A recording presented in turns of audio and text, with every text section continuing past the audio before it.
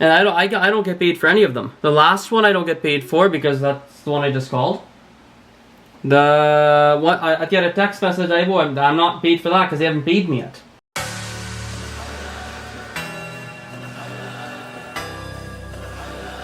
Mail. OK， 好。那你什么时候会回美国 Happy Monday, everyone. Hope you guys are doing well. AZREN, the language nerd here. And let's start off with a bit of a funny story. So,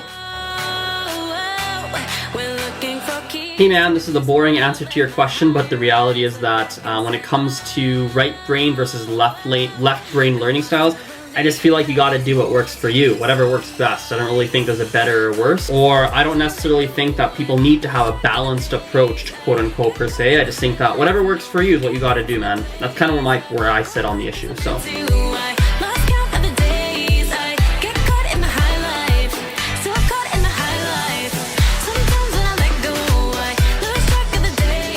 Just finished doing some exercise, and I think this is a good time to talk about something that I don't really talk about all that often, which is my fitness and my nutrition. Now, if you're to go back probably roughly a year and a half ago, I was doing everything wrong. Like literally there'd been a 4 or 5 year stretch where I did everything wrong. No exercise, not enough water, too much stress, not enough sleep, eating too much sugar, no vegetables, no protein, all carbs, all pastas and grains, etc., etc. Essentially no fruits, like everything is bad.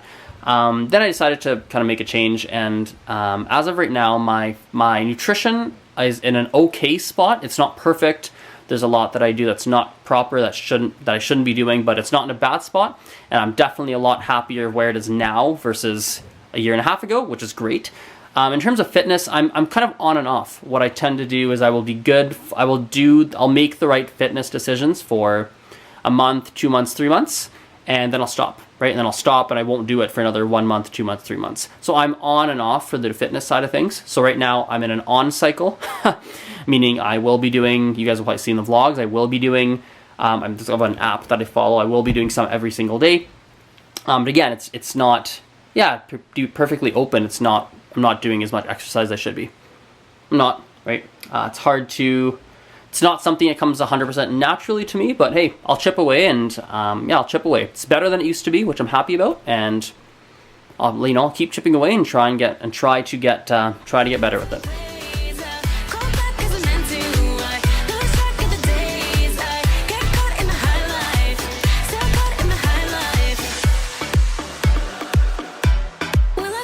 So I'll move that here, and then just so you know, for me, whenever I have students, I ask that at least 24 hours notice for any reschedules or cancels.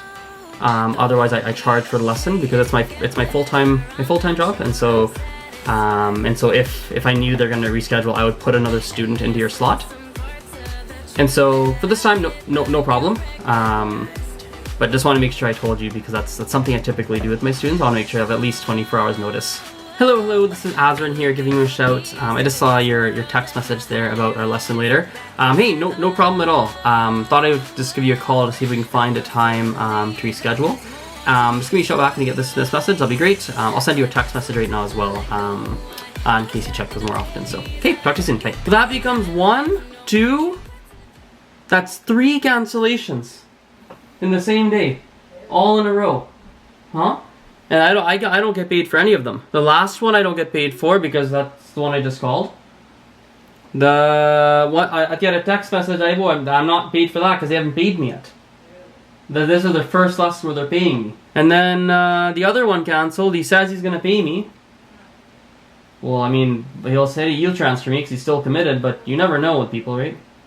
The odds are no. That's 3 cancellations I'm not paid for. It's awful. So I think I have a decent amount of my students that are adults and a decent amount that are children. Yep, I do that as well. As long as so for them, is it mostly? I'm assuming it's mostly just because of personal interest for them. Okay, yeah, for sure. Yeah, I do teach online as well via Skype. That's definitely an option. So as long as they're able to sit in front of the computer and pay attention and everything in front of Skype, that's fine. So despite getting 3 different cancellations today, just got off the phone with a new potential student and set up a meeting with them, which optimistically, I'm pretty sure, probably 80% sure, should turn into a new student, which is good. Looking forward to that. And also, I haven't talked about this before, so this will be a good time to bring it up. I've started doing some weekly drop-in French and Spanish lessons, and so I just got the first person who emailed me saying like, hey, I'd like to drop in on your weekly lesson on the first one. So yeah, I'm gonna answer that email right now, and I'm doing the weekly drop-in lessons as a way to start. Yeah, I mean, doing it as a way to start getting as a new lead source, I guess you could say, for new students. So potential way to find new students is to do that, as well as if I can get, if I can get a bunch of people who are coming for group lessons, for dropping in every single week. I mean, that could be another income source. Something I'm testing, I'm throwing out in the water to see what happens. So looking forward to it, and obviously keep you guys updated.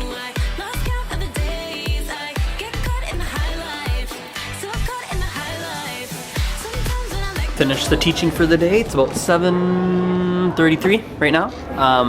And just wanted to actually share something that just occurred to me a minute ago. I was thinking of doing a daily post, not only in English, but also in French, Spanish, and also why not throw in Mandarin in there? Why the heck not? Throw it in. A daily post in French, Spanish, and Mandarin.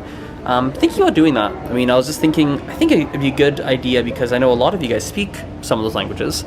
So obviously it would make sense to make content in those languages. And also the other thing that occurred to me as well is I feel like I make some decent content, right? But the thing is, with English content, you're competing with you're competing for attention for such a huge number of people. But if you're making content in Spanish, French, Mandarin, the competition is quite a bit less in terms of attention because there's less people that are making content in those languages. So something that's crossed my mind, I haven't fully decided if that's something I want to do or not, if that's something I'm gonna do, but something that just crossed my mind. I've thought about it a couple times now in recent history, and usually when something kind of comes back in my brain a couple times, it's usually a sign that maybe I'll do it. So yeah, we'll see what happens. We'll see.